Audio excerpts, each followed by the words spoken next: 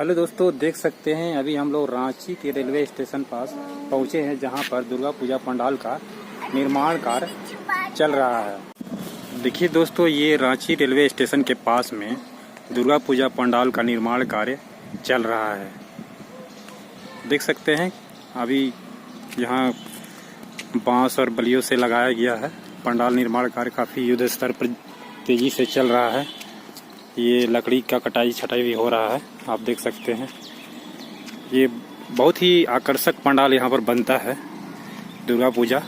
दिखाते हैं सामने से किस तरह से पंडाल निर्माण कार्य चल रहा है, आप लोगों में दिखाता हूँ। यहाँ ये पंडाल के अंदर भाग में किस तरह से काम चल रहा वो आपको मैं दिखा देता हूँ। चलिए दोस्तों, देखिए ये पंडाल का अंदरूनी भाग हो गया। आप देख सकते हैं ये अंदरूनी, यहाँ पर माता दुर्गा जी विराजमान होंगी।